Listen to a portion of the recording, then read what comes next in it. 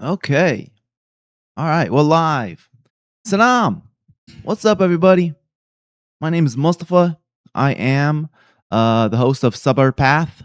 That's pronounced Sabr, like if it was spelled with a U, but I spell with an A because that's how we spell it. Sabr Path.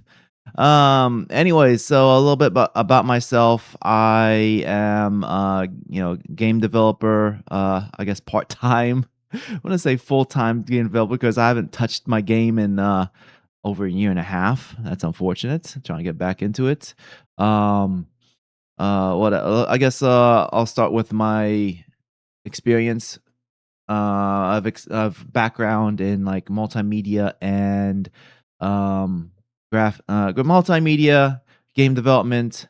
Got into the game industry working at Treyarch during the development of Black Ops 4. I was doing administrative work, and then I was with a software development company that kind of does a video game. It's like a cycling game called Zwift. I was there for like 3.5 years doing QA, moving up the ladder, um, until I got laid off.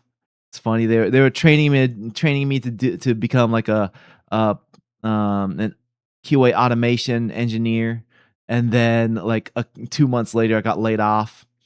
So like they definitely wanted to get me somewhere, but the higher ups beyond my immediate higher ups deemed me expendable. So after I got laid off from Zwift, I released one game on my own on Steam called Nexus Defenders, which is a tower defense game, narrative driven.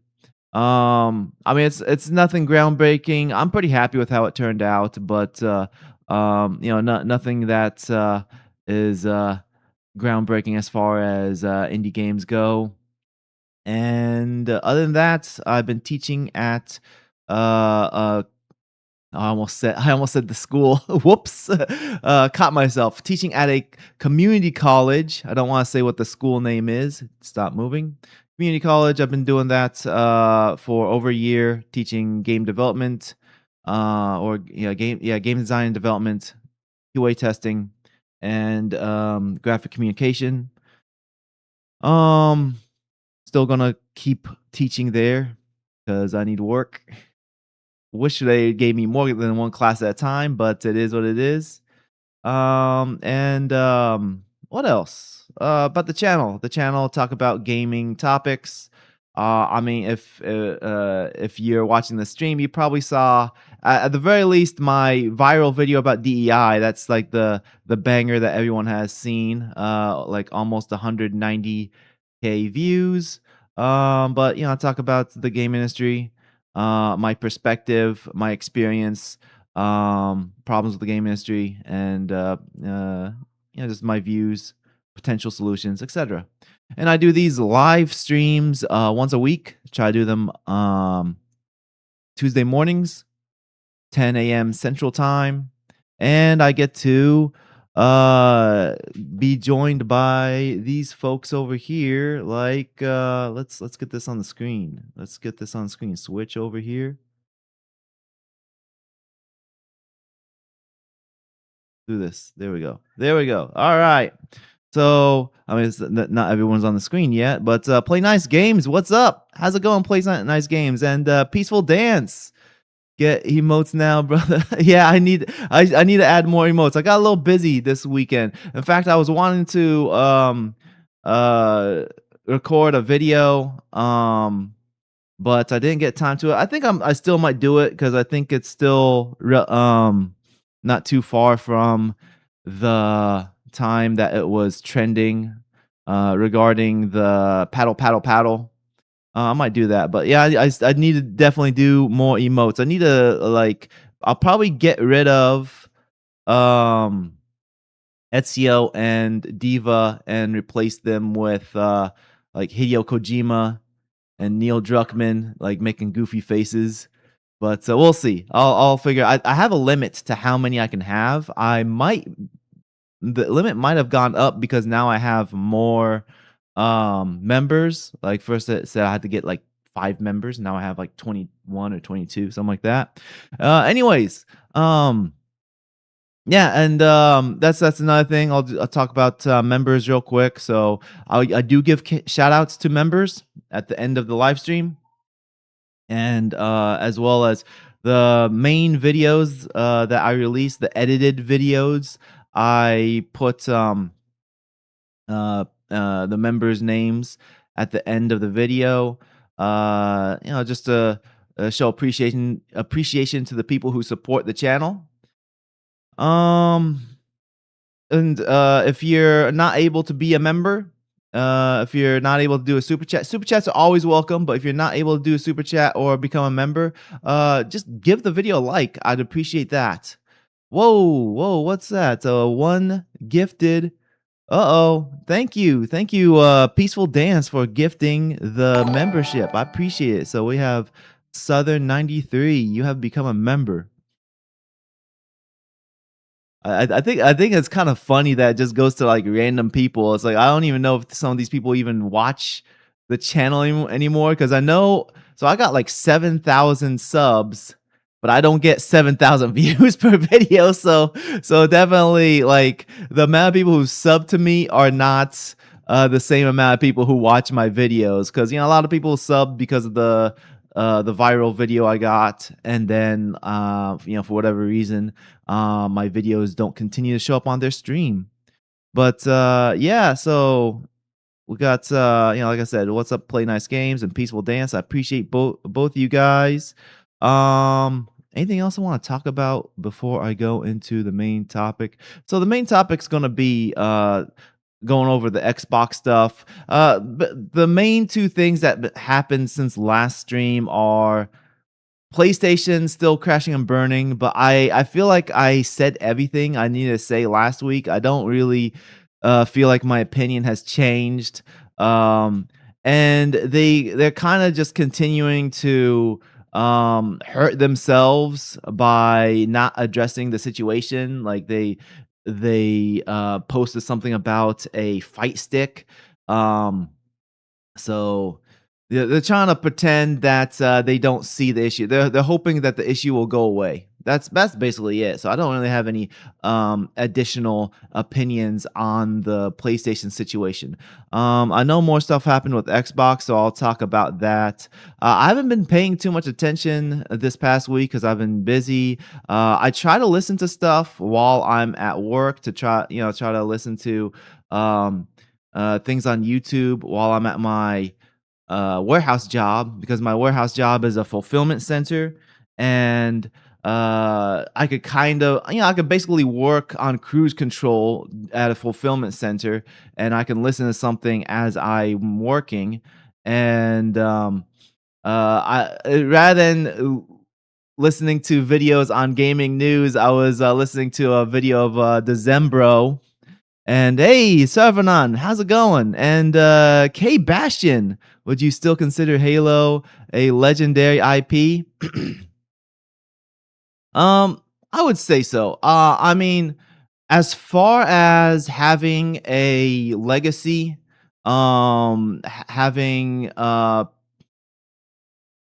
like people have nostalgia for Halo, regardless. People have nostalgia. Now, saying if the question is it a relevant IP today? Maybe.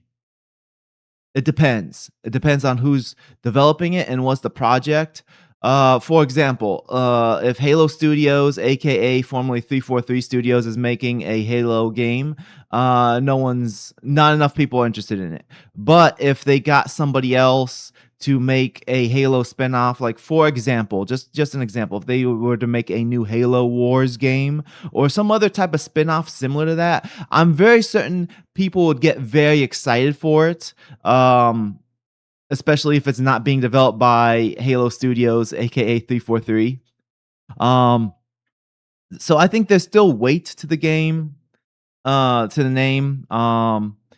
If there's a new project, people are still going to get excited for it. And then if it comes out and it ends up being garbage, like for example, the TV series, then yeah, people are going to get angry about it. But I think for the most part, it still holds weight. But as far as a whole, if you look at it as a whole, Halo, I think definitely still has, at the very least, it has nostalgia factor. Um, Halo was a legendary IP. Now it's mid. Sarvanan, how's it going? Appreciate you being in here. What Bungie made was legendary. What 343 Halo Studios is a terrible uh pastiche. I'm not sure how to pronounce that. But yeah, what was I saying? Yeah, so I'm at work and I try to listen to um news and gaming news. News being global news, like um the stuff that's happening on the other side of the world from me, that is affecting the global energy crisis and the global economy. uh, don't want to flag this video, but I think you all know what I'm talking about. The country with the red, white, and green, that's surrounded by mountains. um they're being um in a in a war with two other superpowers. But anyways, yeah, I like to listen to that type of stuff. But rather than listening to gaming news, which I usually do, I was listening to a video by Decembro about uh what's his name, Angry Joe, crashing out over Supergirl. And that was a mistake because that's like an hour long. Decembro's videos have been getting longer and longer, and I'm not saying the video is bad. It was definitely it's wild that this guy Angry Joe is uh he was how should I put it? Like, at one point, people cared about Angry Joe's opinions regarding gaming. I never was a fan of him. Um, I was never really into the whole like YouTubers doing skits while reviewing something. Like, that made no sense to me. Um, like, all the people that were like affiliated with that guy with the glasses, like, all of them wanted to be actors. Like, they're all theater kids. They all wanted to try to be actors and try to do skits while they are reviewing something. And I was never into that. I always thought that was dumb. It's like, just talk about the thing you're talking about. Stop trying to be an actor. Stop trying to be funny. Stop trying to be clever. Like, because it wasn't clever, it wasn't fun. Anyways, point being, that was like one of the biggest turnoffs with Angry Joe. And I never really cared too much about him. I did see him in person once. Like, he was like a good maybe 10 feet away from me. We're in E3. I was going one direction and he was going the other direction, and he had a tripod on his shoulder and a camera in his hand, in his other hand, and he looked ironically, he looked kind of angry. And he was like charging towards somewhere. He was going the opposite direction as me, and I was like, oh, that's Angry Joe. I'm assuming he was probably on his way to do like an interview with a developer. At that time, I wasn't a developer yet. I was a student. I was still a student, but I was at E3. That's it. That was the end of the story. I didn't nothing else to really say about it other than Angry Joe is shorter than I expected. He was much shorter than me. But that was it. And that was don't really have too much to say about him. But anyways, like the video about that Decembro made, it's kind of wild that this man, I'm pretty sure he's like around my age. This middle-aged man who's gaining weight, wearing a superhero shirt, telling his fans, please go watch Supergirl to support your boy, support the stuff that your boy likes. It's like, what does that even mean, to say support your boy by going to watch Supergirl? Like, does he make money? He follows up by saying support the stuff your boy likes. How's that supporting you? Like, that sounds very shill of him. But I don't know. It was a crazy video. I was listening to that rather than listening to the gaming news. So I'm kind of behind. Let me catch up with the chat. Was okay. There's the Halo stuff. Last best recent Halo thing was an audio drama called "Hunt the Truth" season 1. Oh, that sounds interesting. Uh, Cosgrove, how's it going? You're really only as good as your last game. Yeah, yeah. I mean, I was 343 Studios ever really considered good? The funny thing is, so one of my former coworkers from Treyarch, he actually worked at 343. One of them, he worked at 343 during the development of Halo 4, and this at that time, I think Halo 5 was already out, and Halo Infinite was not out yet. Um, but um I never played Halo 4, but I heard mixed things about it. Like there's some good stuff about it, but generally it seems that people don't like Halo 4 anywhere near as good as the first 3. Um but anyway, so my coworker, I was asking about his experience because he was definitely an experienced game developer. He worked at Pandemic. He worked on games like Mercenaries 2. Um and he was going over his the stuff he worked on. And he said he worked on Halo 4. I was like, "Oh man, that's cool." And he was like, "Yeah. Yeah. Yeah." He seemed pretty embarrassed about working on Halo 4. So that should tell you a lot that somebody who formerly worked at 343, um, as he's listing off the games he worked on, he was definitely not proud of stating that he worked on Halo 4. Um Let's see. Angry Joe was one great, but now he's been brainwashed with the woke ideology. I think one thing about him is that he's definitely paid off by the right people, because at one point he was very against, like he was like anti-establishment.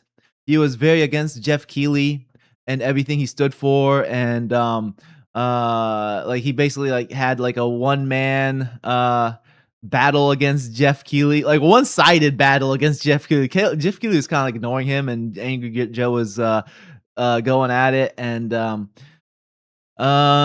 eventually like Jeff Keighley like brought him on board, and like he started working for him and stuff like that. So I think he like basically got paid off. I think that's what happened. I don't know any of those OG YouTubers. I think I've seen Angry Joe Veilguard review. Yeah. Hey, name gnome. How's it going? Feels like nice, nice. All right. So let's see. What am I gonna get to? How far am I into the video? 1 second. Where we at? About half hour? I should probably start. Yeah, yeah, almost half hour. So let's go ahead and get started on the main topic. Um, let's pull up some articles here. So I did generate some bullet points to summarize what's going on, but I have some articles. Let's see. So one of the things last week we did talk about like id Software basically losing everybody. Um Even though, so the ironic thing is I seen reports saying that id Software is stating that they have enough people on board to keep working on Doom.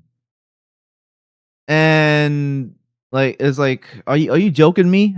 The the reports have been saying like all the coders are gone. So are they replaced by Copilot? Is that what's going on? Hey Liam, how's it going, Liam? Glad you made it. So let's get an article on the screen. So let's see. Which article should I get on here first? So there's rooters. All right. Let's get this on the screen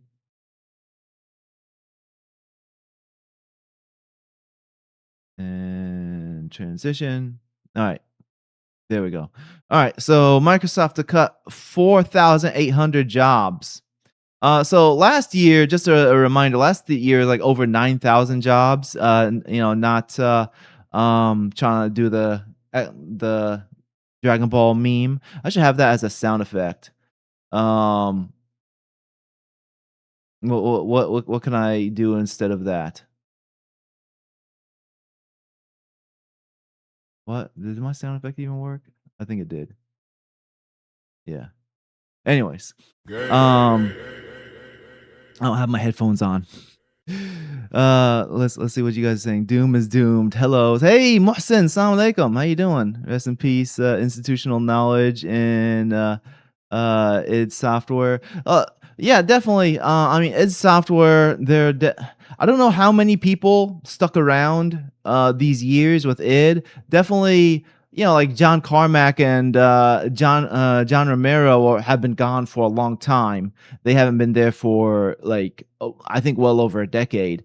Definitely a long time. So I don't know how many of the OG people have been around with id, but the thing is with id is that they've been consistently good. Um, I don't think id. Let's look at id's. Where were we looking at? Let's look at the games that id has developed. Id Software games. Cause like have they released a bad game? Like I think some mediocre games like maybe Quake 4. Let's get this on screen. Let's start from more recent. Let's go to more recent. Um Doom Dark Ages. I think people complained that it was too short and they didn't want to pay full price. Quake Champions. This was like them trying to revitalize Quake, and it didn't work out.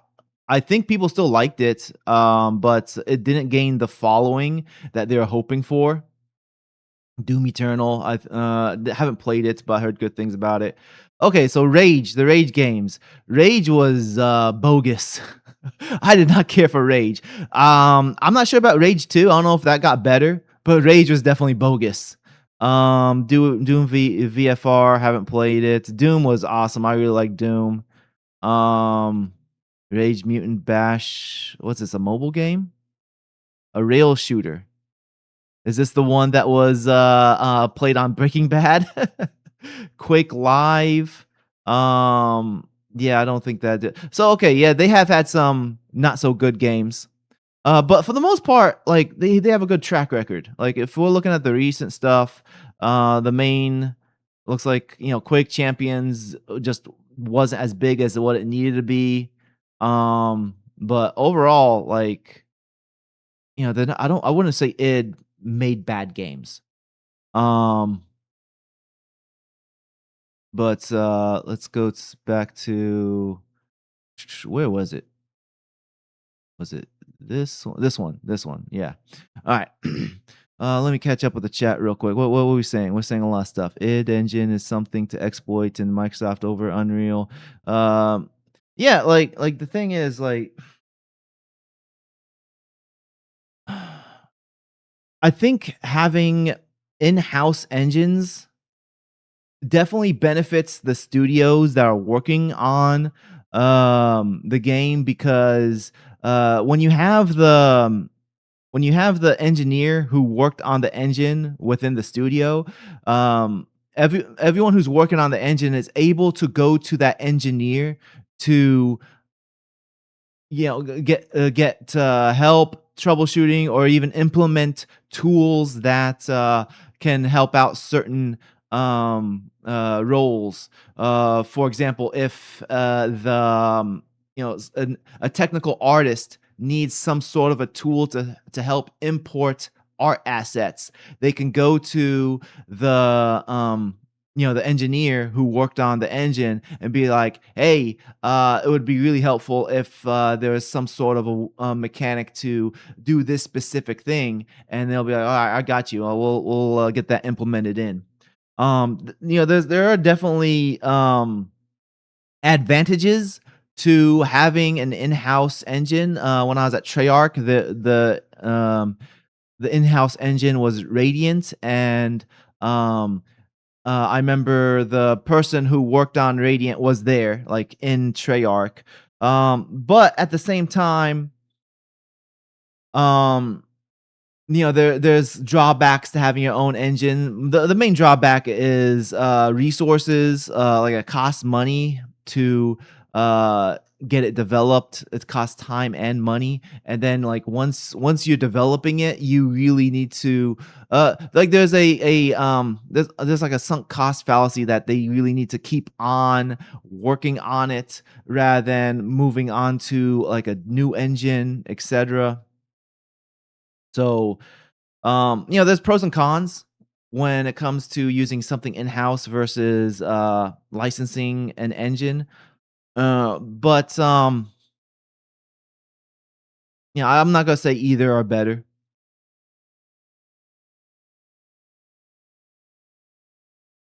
Doom Dark Ages was also had RT ray tracing.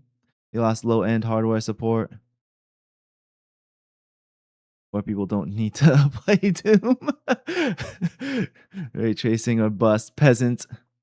Also, doesn't an in-house engine save money? I mean, like I said, it doesn't really save money. It costs. There's always going to be a cost, or whether you're paying for a license or whether you're paying for your guys to develop it. And also, if you have your in-house, like another major drawback to having in-house is that when it's being worked on by like like one or two guys, um like, what if that guy leaves? The main architect of the engine. What if he leaves? What if he gets poached by a competitor? Because that's a big thing in the game industry, poaching. Recruiters will go after people with experience. Like their job is to look for someone with senior experience to fill the roles. A lot of these AAA companies, they don't want to hire somebody with no professional experience, like a junior position. Junior roles are very hard to come across. They're usually mid tier or senior. So if they're, and usually for the architect of an engine, they want to get someone senior level. In fact, an architect is actually higher than senior.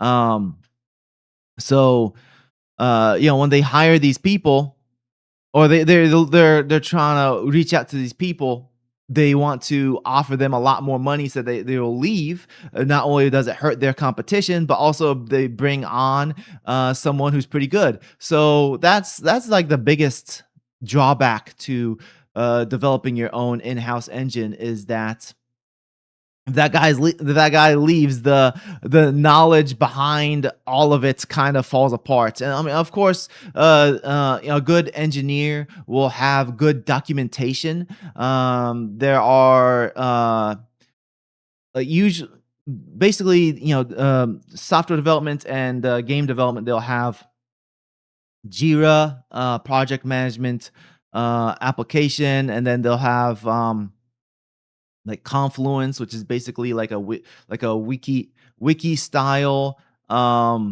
documentation.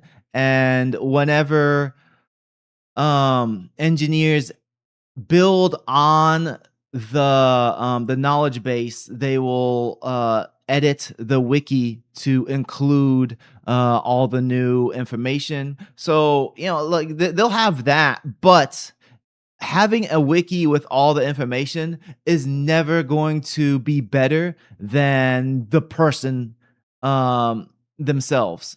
Having the person right there to talk to work on it is always going to be better than the wiki. So that's the biggest drawback.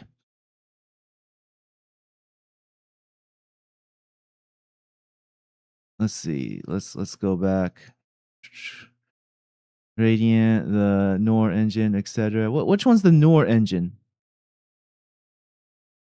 I remember there was this was a while back, like 15 years ago. Square had some engine like it's like the Luminant engine or something like that. It was supposed to be like a big competitor to Unreal 4, but I don't think it went anywhere. Had this really cool tech demo of like this girl that was dressed like a mage, she had a hood, and then like these big spiked uh cat-like creatures who were chasing her. I don't know if they did much with that other than like their own Final Fantasy game. I don't think they licensed it out. I'm not sure. All right, Bethesda is the poster child for sunk cost fallacy on gaming engine. I think Call of Duty is a fork for Quake engine. Um, what was Radiant based off of? Let's look that up real quick. Um, let me move this over here. I think it's either that or Source Engine. What was Radiant engine based off of?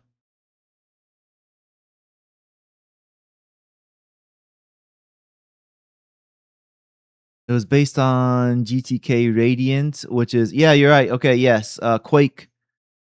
It was a fork of the Quake engine. Yeah, you're right. Yeah, Max, you need to go. Whoa, whoa, whoa! I scrolled too far.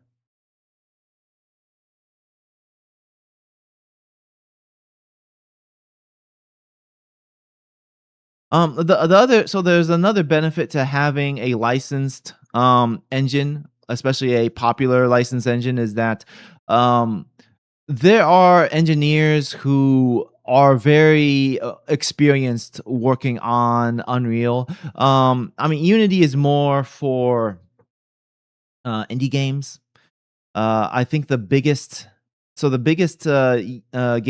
that use Unity are like Hearthstone. So some larger studios do use Unity, but as far as like if somebody is really good with Unreal Engine, then they can go from one studio to another.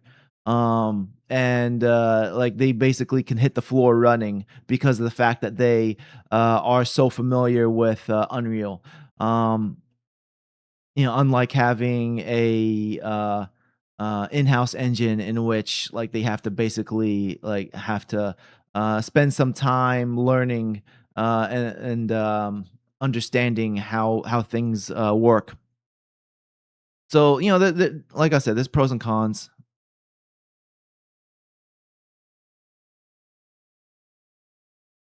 Okay, I scrolled too far. Luminous was used a lot on Final Fantasy 15 and Forspoken. Okay, yeah, yeah.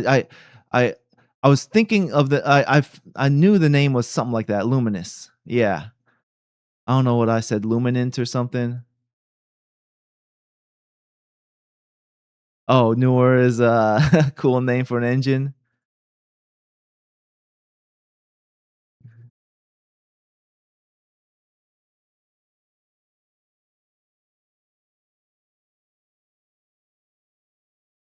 Roll up a little bit. Mm, a lot of engine talk over here. Okay, so let's get back to this. So talking so July 6th, what was last week? Last week was yeah, July 7th. Okay. All right. So Monday cut forth almost 5,000 jobs or 2% of its global workforce.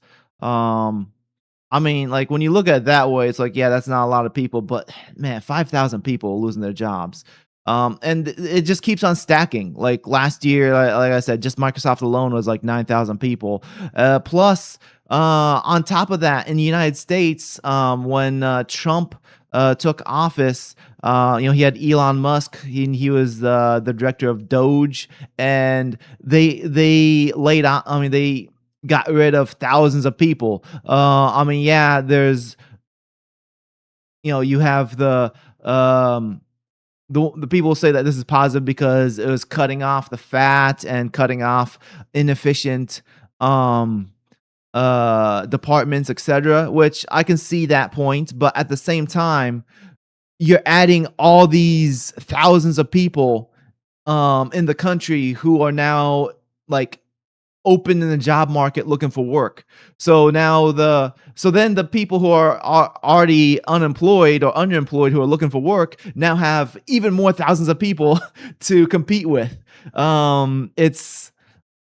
It's rough. I mean, it's been like 3 years and over 3 years, about 3.5 years since I got laid off, and I constantly have more people to compete with. It's kind of rough. In fact, I'm trying to look for at this point. One of my friends has sent some recruiters my way, though it's completely different industry. It's procurement and supply chain positions, which it kind of relates to what I was doing with uh what's his name? It's Treyarch. I was an administrative assistant, so a lot of my work had to do with like purchasing items, contacting third party vendors, and these are all things that are responsibilities of procurement and supply chain. So, my friend was like, "Hey, this starts off at like these positions start off like around $30 an hour, which much more than what I'm making right now in my warehouse job." So I'm like, "Okay, yeah, send them my way." Um, I mean, that's the reality of things. Like we have more and more unemployed and underemployed people who are competing with each other when we have these mass layoffs, regardless of which industry it is in. If it's tech industry, government, whatever, like you have all these mass layoffs, then you have more and more people competing with each other. Um, it just it makes it rough. Um, Let's see. Let's get back to this. All right. The restructuring of the game division will involve 3,000 job cuts, including laying off about 1,500 employees on Monday, despite spending tens of billions of dollars to expand Xbox, including its blockbuster acquisitions of all these companies. To narrow the gap with PlayStation, Nintendo, prompting a broader rethink of the gaming industry. Okay. All right. AI driven push. A big tech's historic AI outline sets up to $700 billion this year are piling pressure. Man, they're spending so much money on AI, and it's like AI is not as good as what's promising to be. AI is dumb. I use AI all the time, and it's good at what it's useful at what it's good for, but AI is only a tool. It's not going to replace all these human positions. And it's so wild that you have these billionaires, these CEOs who are so obsessed with wanting to save money by having less humans work for them, and to do so they are burning billions of dollars to try to make AI good enough to not have these humans. They would rather burn the billions towards the technology, which requires data centers, which requires energy, which requires water. Like it still requires resources, and they would rather burn the money towards that than spend the money on people, because they hate people. They hate people. They don't want to deal with people. They don't want people to get wealth. They want the is a sickness. It is a sickness. Ugh. Brother, what's that? What's that, brother? right, let me catch up with the chat.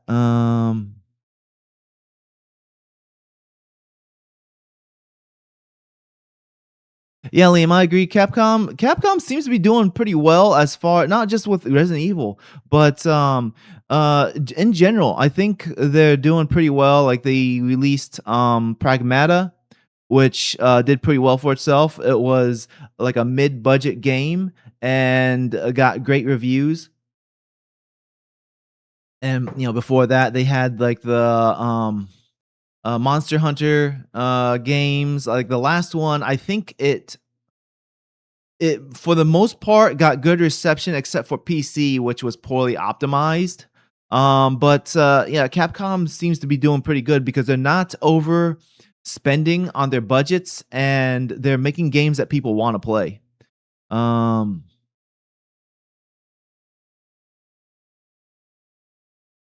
Yeah, Nintendo loves keeping everything to themselves. Like Nintendo not only keeping their IPs and engines to themselves, but they have so many patents. It's nuts.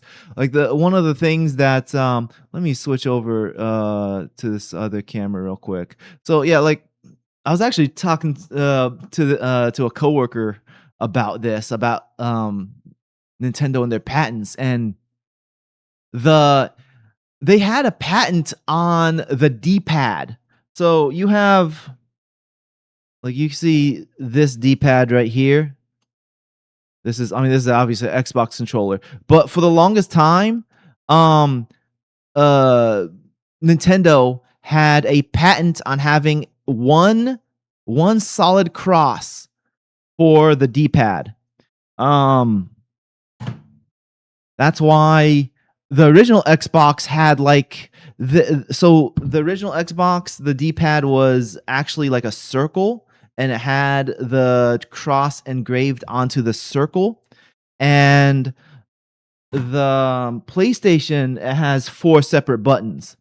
But for the longest time, Nintendo had the solid cross. That's why like all third party controllers couldn't have the same solid cross. But um, the patent has expired at this point. Point being, like Nintendo wants things to themselves. Like, for example, the idea of collecting monsters in a game and having them battle each other, having a patent on that. Like, you really need to have a patent on that because you're afraid of other people making a better game than Pokemon. You're afraid of other people. You're afraid of competition. That's what patents are for. Patents are so I'm not like one of those guys who are like capitalism's the best. I think like I think everything has its pros and cons. And when you go like full steam capitalism, then you're going full steam not only like materialism, but also like corporations end up having more rights than citizens. Yeah, that's a rant on its own. But the point being, um, they're so afraid of the free market.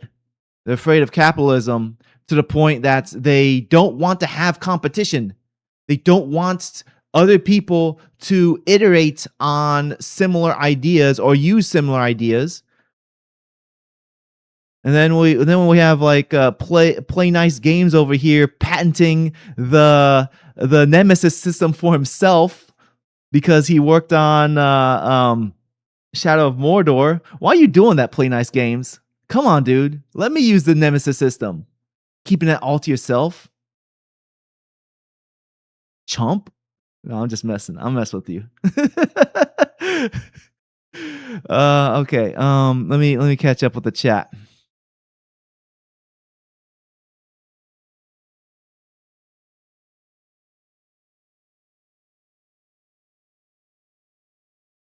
BioWare was.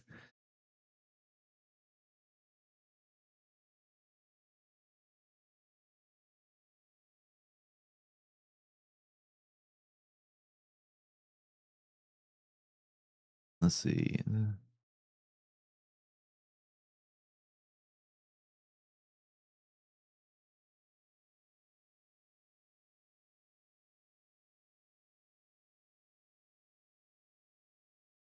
Play nice games, y'all ain't playing nice.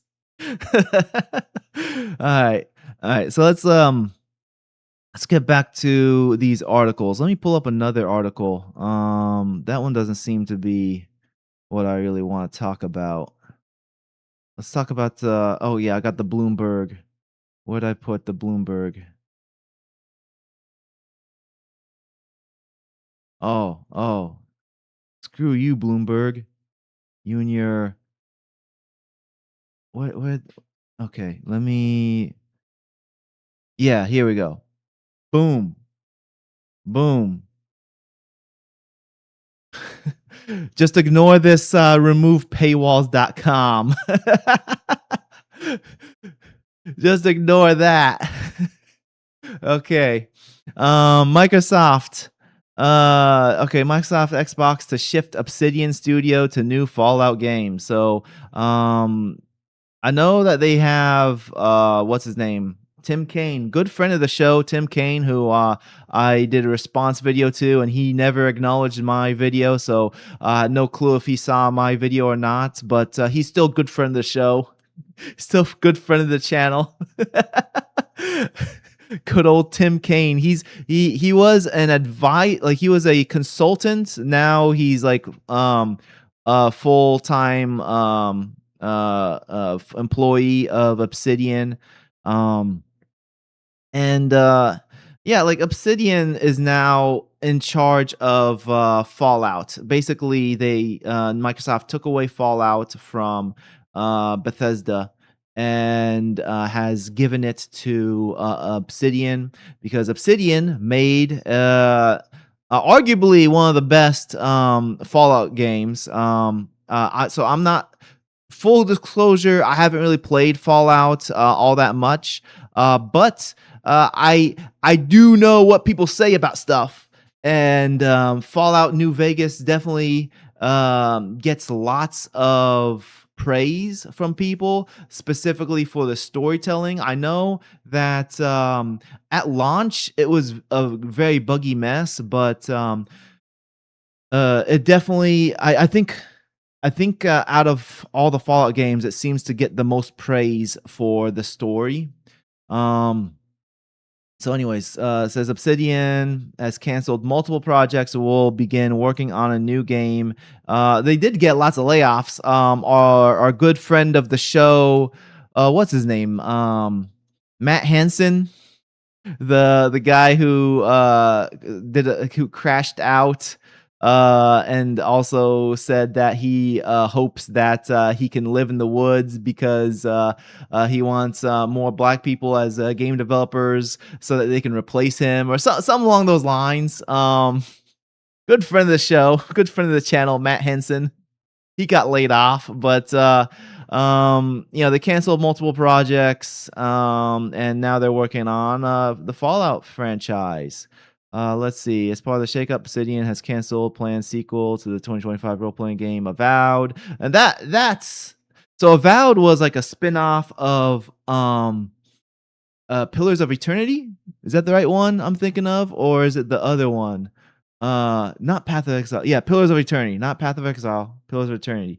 Too many role playing games with very similar names. Um. Anyways, so Avowed is like within the same universe of Pillars of Eternity,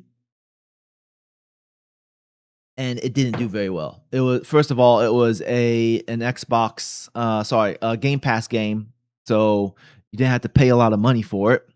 You get free access to it, and it seemed like the thing that people liked the most was the combat, but even the combat wasn't that great. That seemed to be the highlight of the game. Oh yeah, that there was a lot of jank to it, like NPCs not walking around. Yeah, I remember that. I remember that. Anyways, on a new plan, the studio design director Josh Sawyer. Who is Josh Sawyer? Who is Josh Sawyer? Let's look up this guy, Josh Sawyer. Don't know. Don't know Josh Sawyer.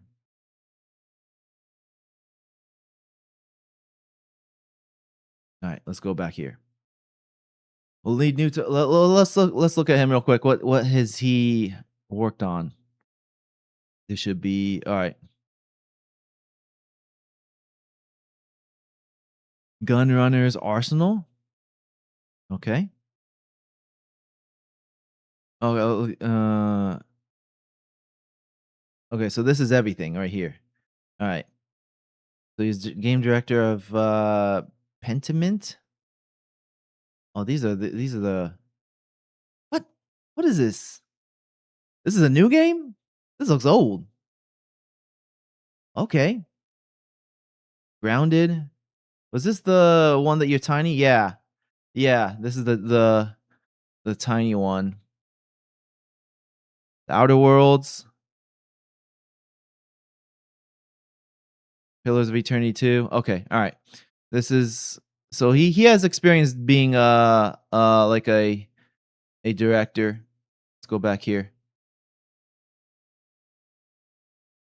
Where'd I go? Josh Sawyer. There we go. He'll lead okay, a series of role-playing games that take place in an alternate history in which the US okay, all right. Well, we know what that is. We don't need to know what Fallout is. He was directing role-playing games similar structurally, thematically to Fallout. Okay. Xbox declined the comment. Okay, Sharma announced plans. Okay, so like nothing else new about this. Is just talk about other things that are related to the layoffs and everything. So my thoughts on this. I think this is probably the one of the bigger news from the last week, but or at least that I know of. But my thoughts on this is that Obsidian seems to have a structural issue from too many people who have extreme opinions, like Matt Hansen. Maybe they got rid of them with Matt Hansen. Who knows? Um, I do believe that Tim Kaine agrees with some of those opinions, at least with like um with the that stuff. Those type of politics. But I don't know how far he goes, and I don't know. Okay, so at the very least, with the ugly characters, we know that he is cool with having ugly characters in games because, according to him, it adds variety to the game, which I made a video about, and I completely disagree. If you haven't seen that video, check it out. Let's get down screen real quick. Video. Let's move that. Let's move back over here. Go here. Go here. Get on screen. No, wrong one. There we go. There we go. Here we go. Ugly characters. Yeah. Analytics. Let's go here. Okay, yeah, there we go. Let's switch it back. There we go. This video right here. Can I make that bigger? Whoop. Get bigger. There we go. Oh, there we go. Come back. There we go. There we go. Yeah, I like variety. You haven't if you haven't seen this video, check it out. Can I put a link? I guess I'll put a link in the chat. Copy link. I'll put the link in the chat. There we go. Yeah, watch that video if you haven't seen already. But yeah, at the very least, he agrees with the idea of having ugly characters in games, and I'm very certain that's a social political view to try to push for multiple things. Trying to normalize. I mean, one of the bigger things is trying to normalize the idea of women who look like guys to be more normalized. I guess that's the safest way to put it. Also, it pushes for the body positivity movement, which is more on women than men. Again, another anti-female thing. because it pushes for women to be obese, less so for men. Yeah, it does kind of, but more so for women to be obese. And then all these things they try to pretend that they're trying to push for more healthy beauty standards because the claim is anorexia is so much of a problem because of women trying to beautify themselves. Like I don't know a single anorexic woman. Like I haven't seen an anorexic woman in real life in forever. I think like it's been over a decade since I've seen one in real life, like one that looks anorexic. It's been a long time. But I see lots of obese women, lots of obese people, period. Morbidly obese, just like obese, overweight. That's a real problem. That is a problem with our society. Our society is overweight. I mean, I'm chunky. I admit it. I'm trying to de-chunkify myself. But just because I'm a little chunky at the moment doesn't mean I think this is an okay state for me to be in, nor do I think that other people should also be in this state.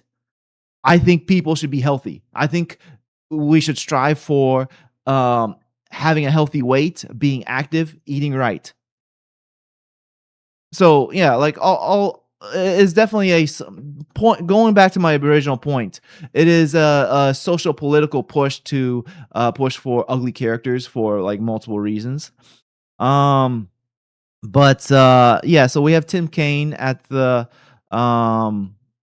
Let's transition back. So yeah, we have Tim Kaine working there at Obsidian. Obsidian haven't had like a real hit in a while. I think the last game that they released that was doing okay was not the Outer Wilds, the out, I literally just saw it. What was the game called? The Outer Worlds. Yeah, Outer Worlds. Outer Worlds, how was that received? Let's go to Metacritic Outer Worlds.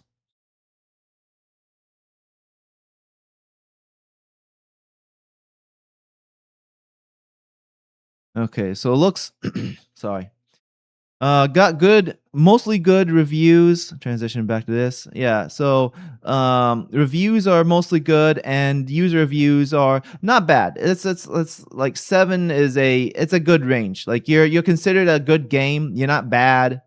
This is not a bad game. It's not a great game either, but 7 around 7 is pretty good. So Outer Worlds, I think that was the last game that did well, but Obsidian, like they had Outer Worlds 2, which flopped. They did Avowed, which flopped. That Grounded game, I don't know how well that did. How well did Grounded do? I don't know about. I mean, like Grounded is a battle royale. Uh-oh. Games. Grounded. Grounded. ED. ED. Not Grounded 2. Let's see Grounded. No page for Grounded? Okay. All right, let's see Grounded 2. Ground. Why is this? What is happening? I'm trying Grounded. Like, let me type stuff. Okay, nothing for Grounded 2 either. All right. But I mean, point being that um like they've been having consistently a lack of hits. Um let's see what the chat has to say. Let's transition back here.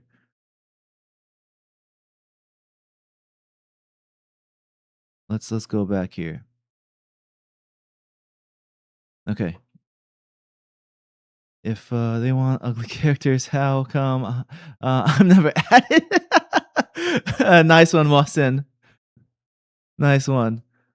No, Liam, you're wrong. It's not that he has to be cool. He has to be not cool.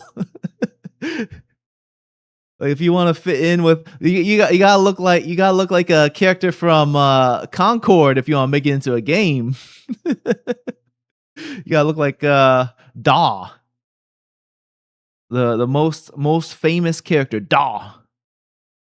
You have characters who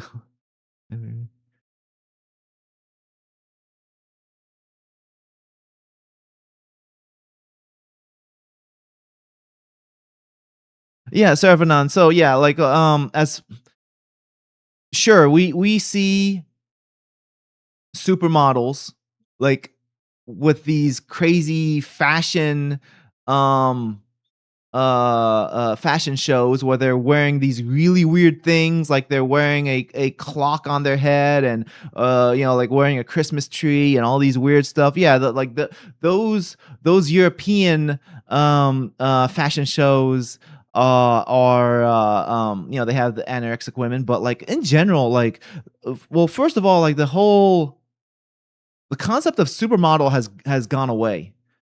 Because back when I was younger, like there were models who were household names. Like people knew their names, they knew their faces. Like they were on, like for example, they'd be on Sports Illustrated magazine. Oh, I don't think Sports, but they'd be on magazine covers.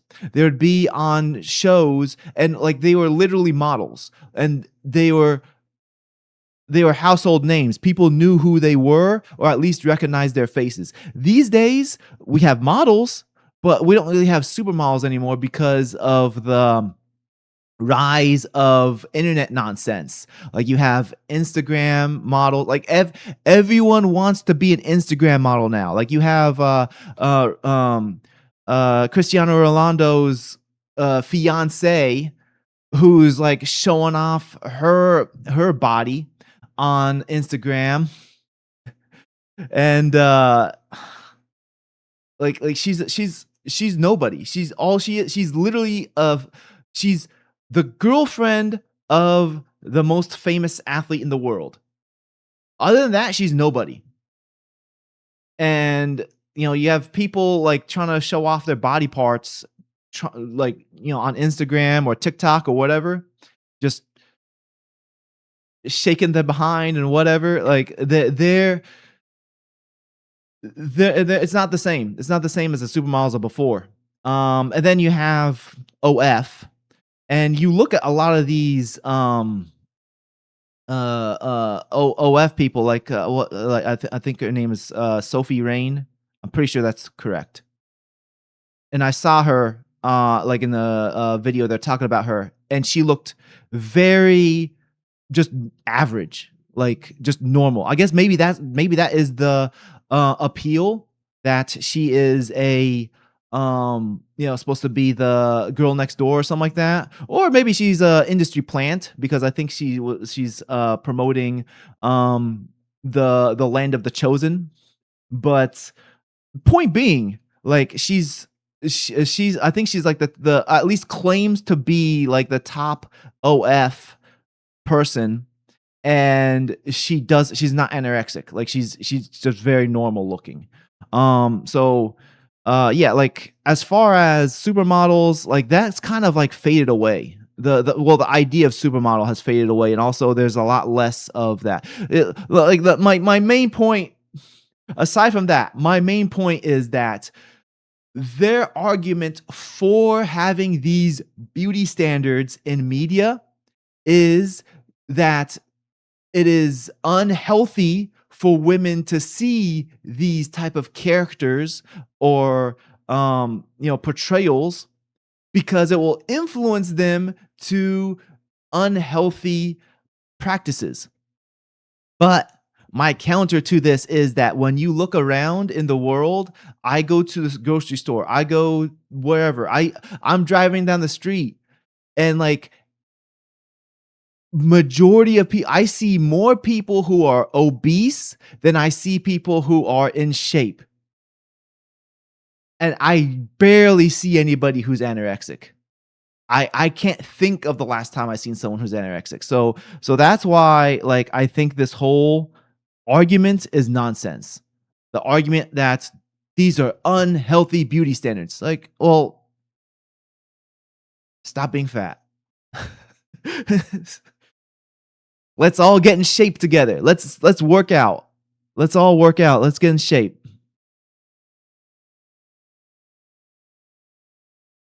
Grounded did well, I think. I'm not really too sure if it did well or not. I do like last time I heard anything about Grounded was that they were adding an option to replace spiders with something else uh for people like a toggle in the options menu because some people who are what's the fear of spiders? Arachnophobia. If they have arachnophobia, they can toggle this so that it will be a different bug so that they don't so that they can play. That's basically the last thing I know about Grounded.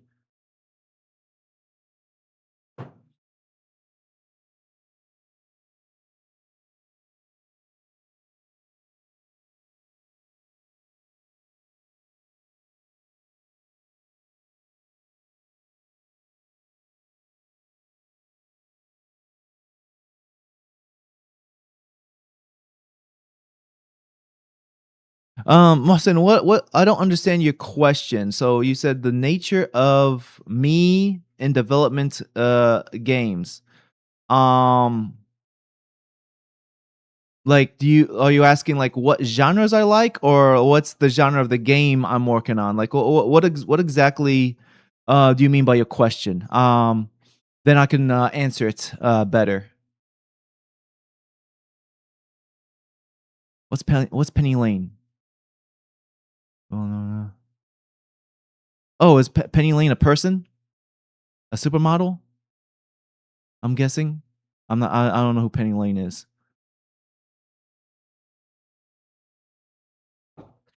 Penny Lane.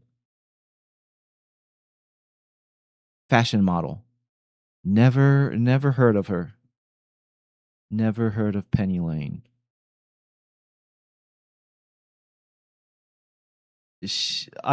Maybe I've seen her before. Wow, wow. Let's get that off the screen. Whoa. Whoa. Whoa. Those are fake.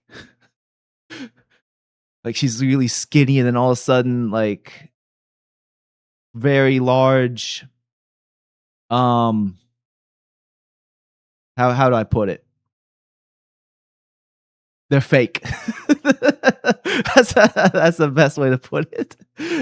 Anyways, yeah, non-logical.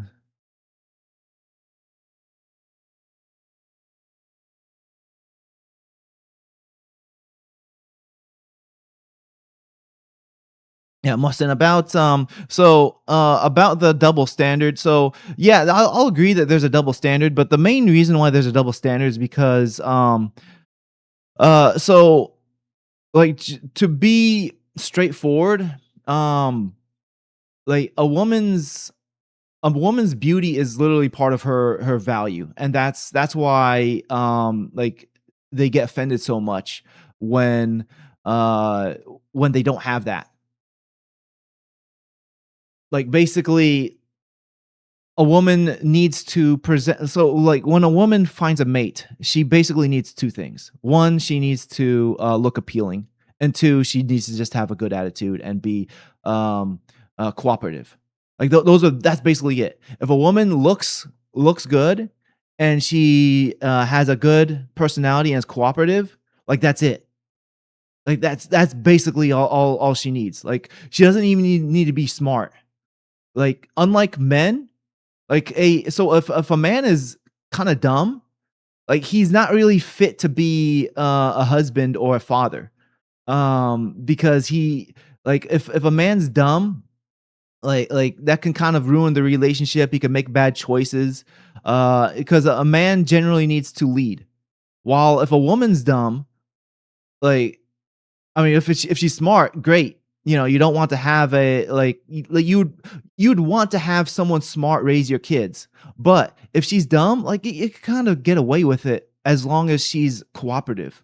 Like if she's not argumentative and she has a good attitude, but she's a little dumb, it's fine. So like just by that nature, um, you know, more women are suitable to be mates than men.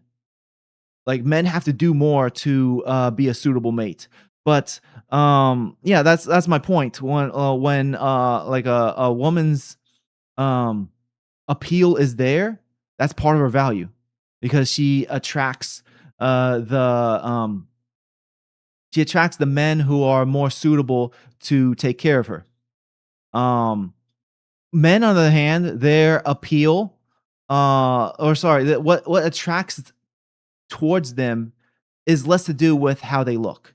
Um, it's more about how they carry themselves and their actions than their look. Like their look can help, and I'm not saying the look doesn't matter at all, but let me put it this way: so a man can be short and still command presence.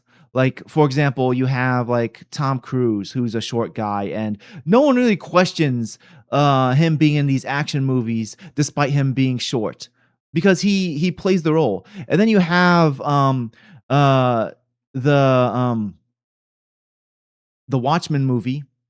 You have Rorschach. Who played Rorschach? Rorschach Watchmen movie. Like he was a short guy. Um, Jackie Earl Haley. Yeah, so Jackie Earl Haley. Let's get him on the screen. So Jackie Earl Haley. This guy, not a very tall guy, short guy, but totally believable. It was totally believable when this like what 5'5" man was he beat up a guy that was like a good foot taller than him.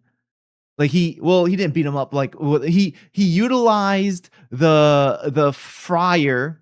He grabbed the fryer and flung like frying food on this guy's face, and then he yelled to everybody in the prison in the cafeteria. He's like, "You think you're stuck in here with you think I'm stuck in here with you? You got the other way around. You're stuck in here with me." And that was the best scene. That was the best scene in the whole movie. That was awesome. And it wasn't unbelievable for him because it's in a man's nature to command command presence, authority, to be violent, to be able to be physical. So like a lot of a lot of these masculine traits can't they don't need to come from the physical appearance. They can come from the personality, they can come from the actions, which is the big difference between men and women. Like I mean we have to just lay the groundwork and admit that men and women are completely different.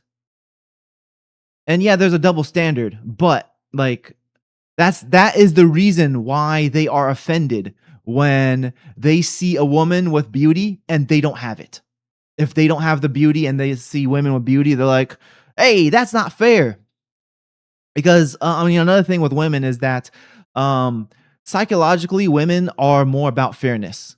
They want to make sure that everybody steps over the finish line at the same time. Um, like when you like studies have shown that when you have women working together in a group setting and men working together in a group setting, like men have zero problem setting up a hierarchy. Like they have no problem setting up who's the leader, who's the right hand man. In fact, like if someone's the right hand man and not the leader, like they still feel like it's an honor for them to be this guy's right hand man. So like there's no problem with authority. But when women like they like these studies, they show that when they work together in a group setting, um completely different situation. Like they want to make sure there's complete fairness, that no one is the leader, and that's one reason why they end up getting upset when they see like, women or just even characters that display um appeal that they don't have. Let's get this off the screen. Let's get back to the chat. Hopefully that made sense.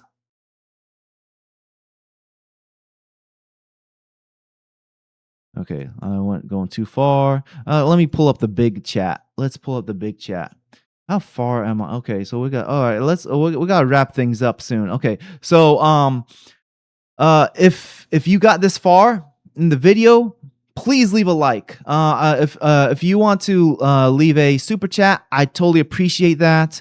But if you can't leave a super chat, leaving a like is one of the most helpful things you can do for the channel, because it helps spread that you enjoyed the content, and that the algorithm will try to find more people who might enjoy the content as well. So let me get through the chat. And I believe Mohsen had a question that I didn't answer yet. So let me get through. All right, so saw that. Saw that. What do I think about the Wolverine having no blood option? I think that's fine. I don't think that's a problem to have a no blood option in a Wolverine game.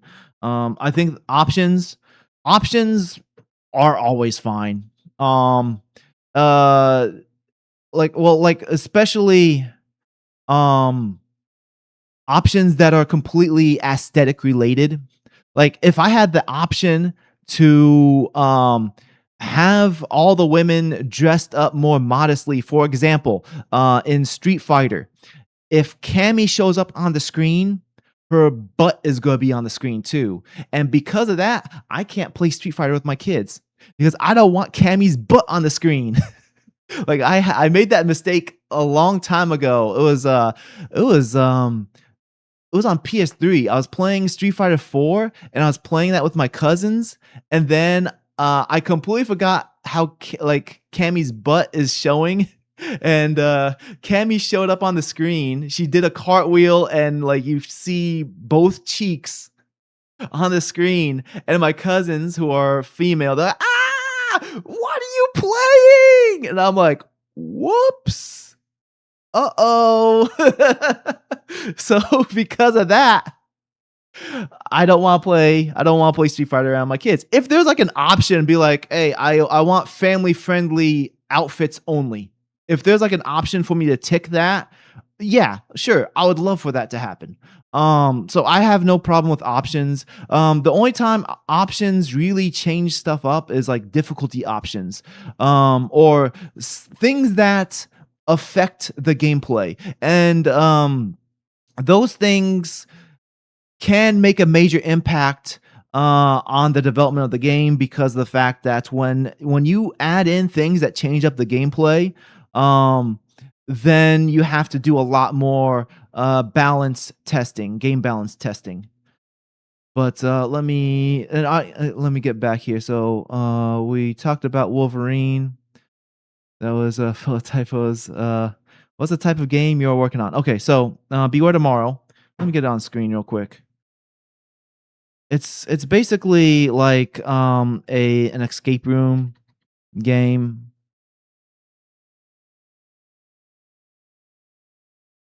Let's get it on screen. Transition. All right, so here's my latest game that is in development. Beware Tomorrow. It's kind of like an escape room game. So basically, you start off, in a cell. You're looking at items. There's a guy who is patrolling, and basically, you have to avoid this guy because he can kill you, and you can't really fight back. There is no combat mechanics. So, my inspiration was more like a much smaller scale, like Deus Ex type game. What are those called? Immersive sims, because the map is kind of open. The map isn't exactly linear. So it's a little bit of an open map with multiple different ways to move around, like vents and stuff like that you can crawl into. It's a small map. It's not a big map. It's a very small map. But it just has multiple options, so you can try to avoid. Like you can see, like right here, there's an opening there, and there's another opening over here. So you have like multiple options. but for the most part, it's basically like an escape rooms style game, and horror themed. That's basically it. Um, Let me get back to uh, let's get back to the chat. Where was I?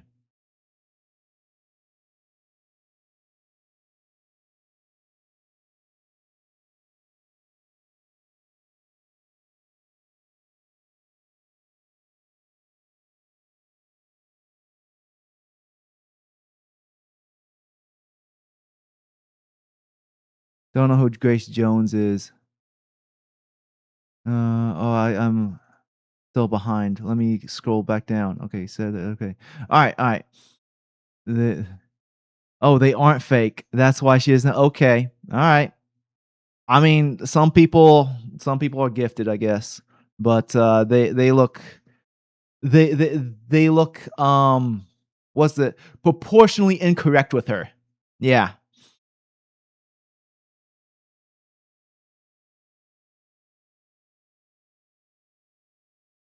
men marry down statistically, women do not. Uh yeah, Cosgrove, about men, women, like men marrying down. Yeah, like hypergamy is a real thing, and that's one reason why I'm very against. Let's transition back. I'm very against the idea of like having pushing women towards careers, not because I don't think women should work. Like right now, like a lot of women work. And if you got rid of like 75% of them, like only 25% stayed working and then 75% went away and didn't work, that would be more jobs for men. And we already have an unemployment issue. We have jobs being replaced by automation and AI.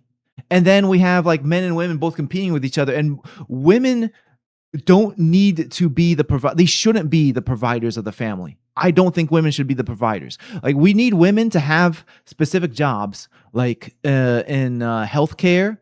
I think women should have women um, doctors. A woman should go see a woman doctor. Oh, and there needs to be female or women nurses as well for the women patients. Um, and generally when it comes to like social work, women are better than men. But like this idea of like getting women everywhere is out of hand. Like they're trying to get women to be equal to the number of men in police, firefighters, of course, also like the tech jobs. There are some statistics that show that women make more than men when it comes to white collar work, because they go out of their way to hire women. So, like, but what was I saying? Yeah, what you're saying, Cosgrove, as far as women, um, only like marrying up, like when you push for women to be successful in their finances and successful with their careers, they no longer have interest in men who make less than them. Like there's so many cases, like I've seen so many examples where like for example, there's one Muslim matchmaker I saw. Like she has this Instagram channel, and people ask her for um some advice and stuff like that. But she was talking about how she has one client who makes a lot of money. She's trying to keep everybody anonymous, but she is saying one client who makes a lot of money, a female, a woman, and basically her requirements were to have somebody that makes more money than her, and like that led to only two options, and one option didn't even like so one option didn't the guy didn't want to get with the girl because he didn't think she was attractive. And the other option, she didn't want him because even though the matchmaker wouldn't tell her the amount he's making. Would only she would only tell what his job title is. The client is like, I'm not interested in him because he's not making enough. From his job title, there's no way he makes more money than me. So she's cutting off all of her. This client is cutting off all of her options because she needs somebody who makes more money than her, is taller than her, who has hair because she doesn't want a bald person. Like that's literally one of her requirements. Like she has all these requirements, and then you create this unicorn that doesn't exist, that they think exists because they have Instagram and they see people online, but they don't realize that they're looking for like not even 1% of the population.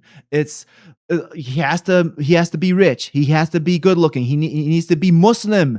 Like this is a Muslim matchmaker. So on top of everything, he needs to be Muslim. Like all these things need to line up, and that makes it impossible for like these career-driven women to find somebody. And like I said earlier, when it comes to a man, look good and have a good attitude. Be cooperative. Like that's literally it.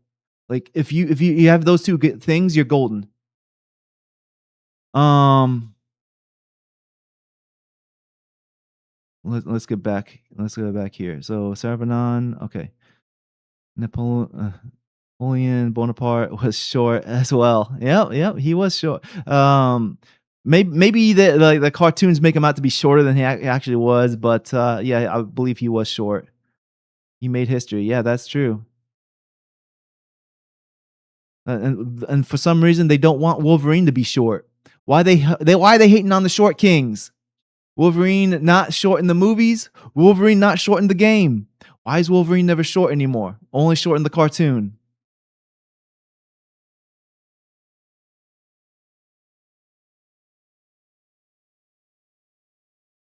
All right, I'm trying to wrap up I'm catching up with the chat so I can uh wrap things up and head out. I appreciate all you guys for being here. Like I said, if you want to do a super chat right now, go ahead. Otherwise, please hit a like, and I'm going to try to catch up on the rest of the chat. There's not a lot right now. Please don't ask any big questions right now because I'm trying to wrap things up. But if you have a good question, save it till next stream. And we'll go from there. Can you double click on the message? What? You can double click on a message and sort to highlight it for yourself. Okay, all right. Top. Oh, it's on live. It's I didn't realize that rather it was set to the top chat rather than live chat. Okay. I should just have it on live chat rather than top chat.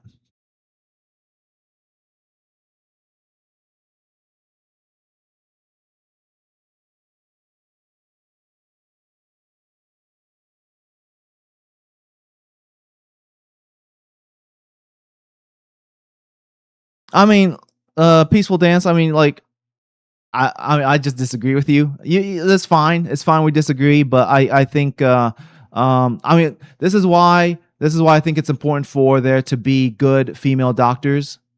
But generally, like I think you want a woman to take care of a woman like that completely takes away the whole like what's the word I'm looking for, um the harassment angle, touching and seeing things that they don't need to see when it's like gender. Loyalty is one of the most important, underrated. Yeah. Even the mafia. Family. Well, in fact, I gotta get what's it called? Uh, Vin Diesel. I gotta get that on the soundboard saying family. Uh, Okay. All right. Looks like I caught up. Anyways, again, thank you everybody for joining in.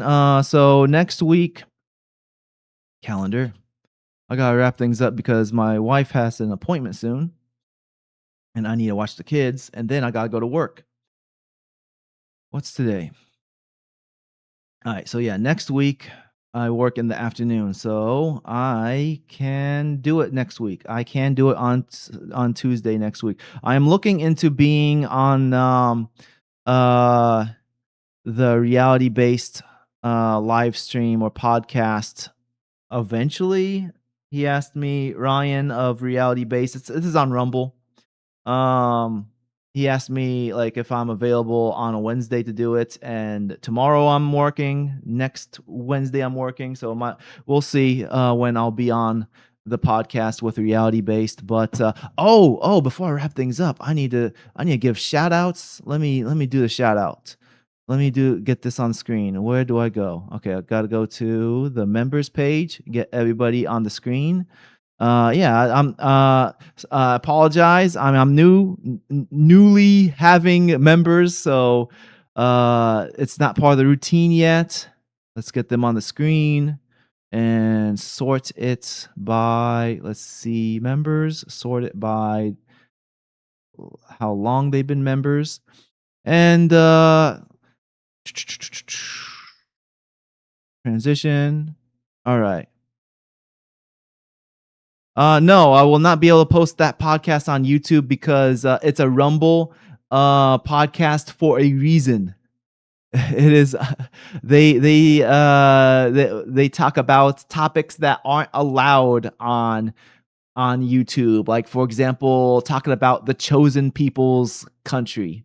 Anyways, Zedzag develop 16 Helder Gizmobobo, Scott Robinson, Mohid, Crash and Burn, Asger, Fire Alone, Mr. 10 Years. I didn't see Mr. 10 Years in the chat, unfortunately. He's always in here. James Fields, Marbury, St. Hugo. Didn't see him in the chat either. St. Hugo's usually on the live streams with Ryan, sometimes with on reality based. What else? Who else? For Matt, Neckbeard, Katana, John Doe, Josh, Spartan. There's Peaceful Dance, Bite Me Games, High Tech Bull, Kyle B, and Southern 93. Thanks everybody for being a member. $5 just basically to support the channel. $5 a month to support the channel, and give you guys a thank you by showing your names at the end of the video. And let's transition back. That's basically it. Thank you everybody for showing up. I appreciate you guys being here, and I'll catch you guys next week. Take care. Don't be a fatty. Go lift some weights. Salam.